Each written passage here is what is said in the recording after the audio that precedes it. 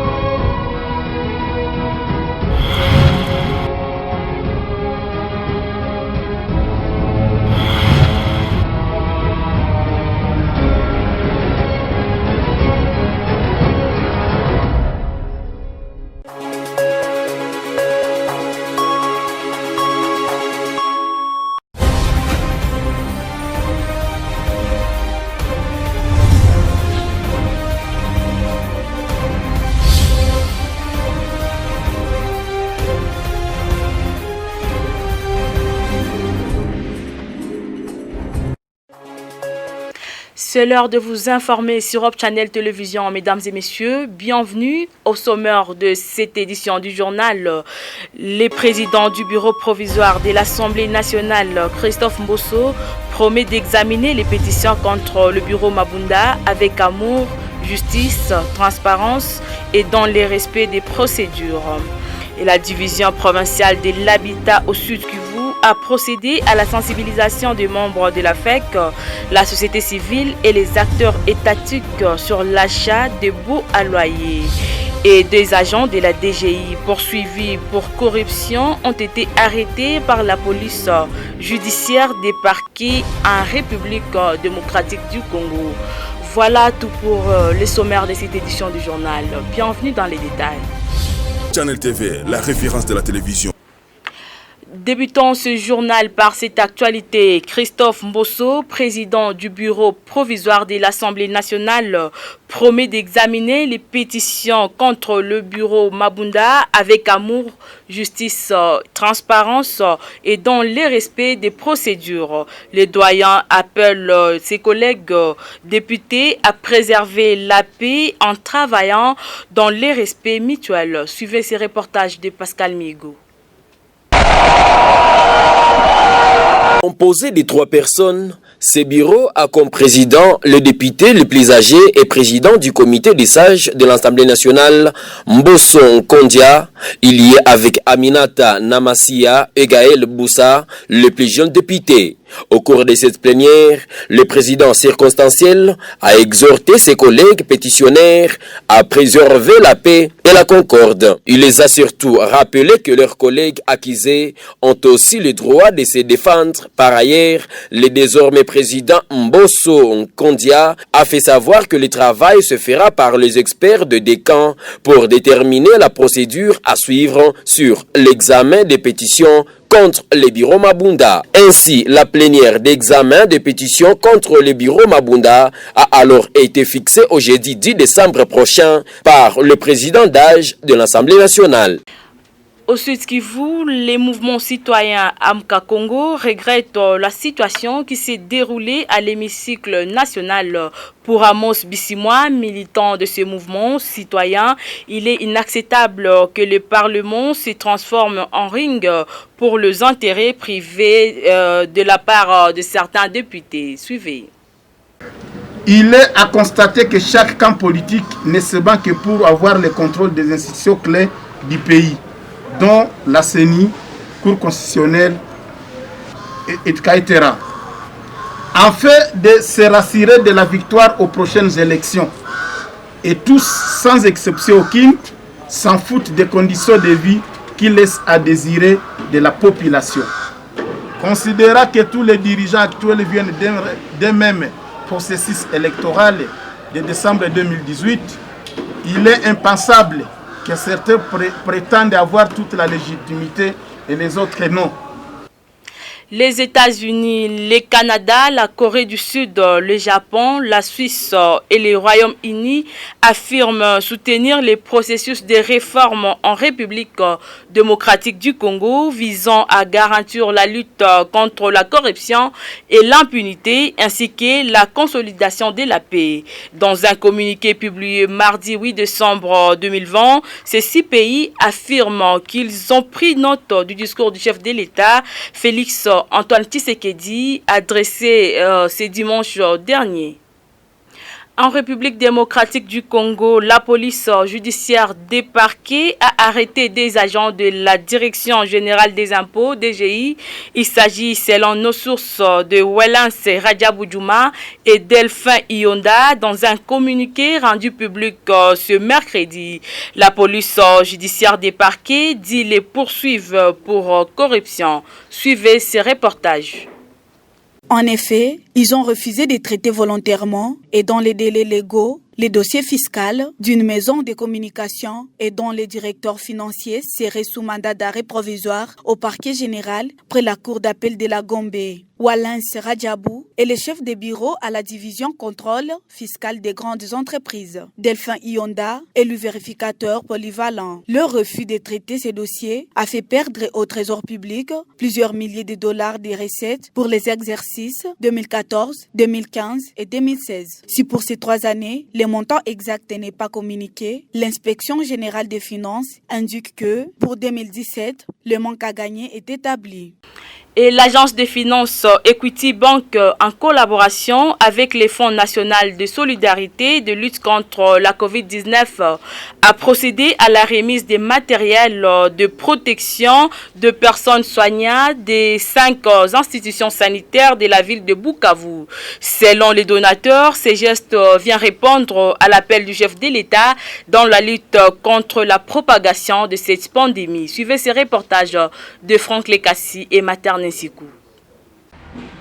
De l'hôpital général provincial de référence de Bukavu, en passant par la clinique Sanlik et la clinique Biopharm, pour chuter au centre médical de Bukavu Bioglodi, cette délégation a procédé à la remise de matériel constitué essentiellement de gants, de masques, de lunettes de protection, de blouses chirurgicales, de couvre-chaussures et autres. Pour Kitengengaboa, ces matériels de protection permettront au personnel soignant de se protéger efficacement contre la COVID-19 et ainsi bien prendre en charge le malade de la COVID-19. Par rapport à notre contribution, nous l'amenons en venant en aide aux institutions médicales qui prennent en charge les malades à COVID-19. Et donc, comme le DGA d'Equity a dit, le don que Equity nous a donné nous a justement permis d'aller dans certaines provinces, y compris la province du Sud Kivu aujourd'hui, pour remettre du matériel qui permet au personnel soignant de bien se protéger pour qu'à son tour, il soit en mesure de bien faire son travail. Parce qu'ils sont exposés et il faut les protéger. Donc nous sommes ici dans le cadre justement de la mission pour laquelle nous avons été créés. Les bénéficiaires de ces matériels ont avec satisfaction remercié les donateurs. C'est le cas du médecin directeur du centre médical Bioglodi. Il s'exprime en ces termes. Je dois dire que ce don de Equity en collaboration avec le Front National vient vraiment de tomber à pic au moment où nous sommes en train de voir devant nous la deuxième vague de cette pandémie. Nous avons répertorié tous les éléments qui nous ont été venus. Nous pouvons donner vraiment notre promesse ferme de les utiliser à bon escient pour protéger le personnel. Pas seulement les médecins, mais les infirmiers, les personnes de ça, toutes les personnes qui sont exposées, qui sont en contact avec les malades. Pour sa part, Augustin Kankou, représentant d'Equity Bank, ce lot de matériel s'élève à $1 million américains et est de partager en 7 provinces de la République démocratique du Congo. Par ailleurs, il appelle le bénéficiaire à les gérer un bon père de famille. On a pu réunir $1 million. $1 million répartis de la manière suivante, donc 50% comme contribution du groupe CEO et 50% comme contribution de l'Equity Bank Congo. Le tout représente donc $1 million. Et avec cet argent, nous avons acheté du matériel pour le personnel médical. Retenez aussi que la distribution de ces matériels se poursuit à l'hôpital de Panzi, Chiriri et Bagira. La division provinciale de l'habitat au Sud Kivu a procédé à la sensibilisation de membres de la FEC, de la société civile et acteurs étatiques sur l'achat des baux à loyer, documents qui lient les bailleurs locataires et les gouvernements congolais. Cette cérémonie s'est déroulée ce mercredi 9 décembre 2020 ici à Bukavu. Suivez ces reportages de Janvier Baraïga. Dans les échanges tenus dans la salle des réunions de la FEC Sud Kivu, les participants ont été édifiés sur la loi congolaise en matière de logement, loi qui donne certains avantages aux locataires et propriétaires de maisons qui utilisent les baux à loyer, qui est un document officiel confirmant les contrats de bail qui lient les deux parties. Pour Maître Moindo Chedadi, orateur du jour, les baux à loyer ne coûtent que $50 pour les immeubles résidentiels et $100 pour les immeubles commerciaux. $50 pour les baux résidentiels et $100 pour les baux socioculturels. Ça, on vous demande pour l'enregistrement. On ne va pas vous demander ça. Qu'il a su. Après plusieurs débats et échanges, les acteurs de la société civile se sont montrés satisfaits de la réunion du jour. Il ne faut pas que la loi serve de tracasserie. Cette loi doit être là pour aider le pays à avancer, maximiser les recettes. Mais là, la loi elle est très bonne. Je crois que c'est quand même quelque chose à louer. C'est une avancée. Je pense qu'on peut toujours l'améliorer. C'est le travail de la société civile de faire le plaidoyer. La chef de division provinciale de l'habitat Sud Kivu, la réunion du jour visait un avertissement avant le contrôle officiel qui s'annonce pour savoir combien les propriétaires des maisons payent l'État congolais. Ces échanges s'inscrivent dans une dynamique impulsée par son Excellence Monsieur le Président de la République, une dynamique qui vise sans doute à travers la maximisation des recettes de l'État. Le service de l'habitat sous le haut patronage de son Excellence Monsieur le Gouverneur de province avait pris l'initiative de lancer la campagne de vulgarisation à travers de médias et autres caravanes motorisées. La loi réglementant le baux à loyer en République démocratique du Congo. Les acteurs de la société civile, les membres de la FEC Sud Kivu, les propriétaires de certaines maisons de Bukavu, ainsi que les représentants des institutions étatiques ont pris part à cette réunion supervisée par le ministère provincial de l'Urbanisme et Habitat. 11 maisons sont parties en fumée ce mardi 8 décembre 2020 aux environs de 19h dans les quartiers Tchanda, ville de Kamituga, en territoire d'Emwenga. L'incendie dont l'origine du fait reste inconnue est parti d'une maison en planche dont le propriétaire est un vendeur du carburant. Ces faits a embrasé d'autres maisons et plusieurs biens calcinés. Et la circulation sur la route nationale numéro 2 Bukavu-Kavumu pose problème au niveau de l'endroit appelé les ciels suite au délabrement avancé de ces tronçons routiers. Cette route qui mène à l'aéroport de Kavumu est en mauvais état. Constant fait par les reporters de votre chaîne lors d'une visite à cet endroit. Suivez ces reportages de Priska Biamungu. La réalité sur place, la présence d'eau et de la boue freine la circulation à cet endroit et qui pousse les chauffeurs et motocyclistes à abandonner la chaussée pour se disputer avec les piétons. Cette route placée à la portée d'entrée de la ville de Bukavu ne facilite pas la tâche aux propriétaires des engins roulants de cet axe. Plusieurs nids de poules sont observés sur ces tronçons, ne permettant pas aux chauffeurs à rivaliser les vitesses. Les observateurs estiment que la prise en charge rapide de cette route par les autorités en place faciliterait les affaires et redorerait à la ville de Bukavu son image, surtout pour les visiteurs en provenance de provinces voisines via l'aéroport de Kavumu, situé en territoire de Kabare. Et 93 nouveaux cas de coronavirus ont été enregistrés en République démocratique du Congo ce mardi 8 décembre 2020, alors que 6 nouveaux décès des cas confirmés sont également rapportés. Selon le bulletin quotidien, parmi ces nouveaux cas, il y a 86 à Kinshasa, 4 dans le Haut-Katanga, 2 dans le Haut-Ouélé et 1 à Ituri. Ils viennent de 496 échantillons testés ces jours.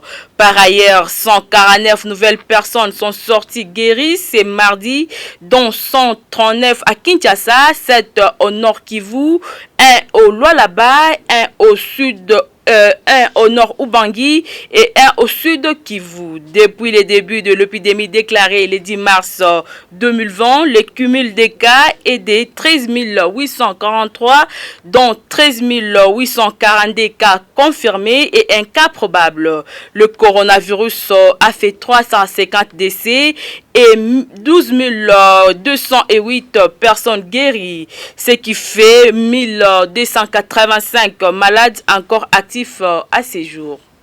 Quelques communiqués pour finir avec cette édition du journal. Le cabinet du gouverneur de province tient à rappeler à l'intention de tous les expatriés opérant dans les sites miniers de Mwenga et Kamituga que la réunion à laquelle son Excellence Monsieur le gouverneur de province les avait conviés en date du 4 décembre 2020 a été reportée pour ce jeudi 10 décembre 2020 à 16h. Le présent communiqué revêt un caractère urgent fait à Bukavu le 7 décembre 2020. Prof Jean-Claude Moubalama signe ses communiqués. Et la Caisse nationale de sécurité sociale CNSS Bukavu invite tous les employeurs bénéficiaires des allocations familiales à passer à ses bureaux 6 avenue Patrice Emery Lumumba, numéro 352, Angouba, à partir de ce jeudi 10 décembre 2020 pour le paiement du 3e trimestre 2020. Les points focaux sont priés de se munir de leurs pièces d'identité et éventuellement de preuves de paiement des cotisations du 3e trimestre 2020 en tenant compte des mesures de prévention contre la COVID-19. Notez bien, le retrait des listings du 3e trimestre 2020 est conditionné par les dépôts des listings précédents. Cordial bienvenue, la direction provinciale a signé ces communiqués. C'est par ces communiqués que nous mettons point final à cette édition du journal. Merci à vous de l'avoir suivi et bonne suite de nos programmes sur Hope Channel Télévision. Au revoir.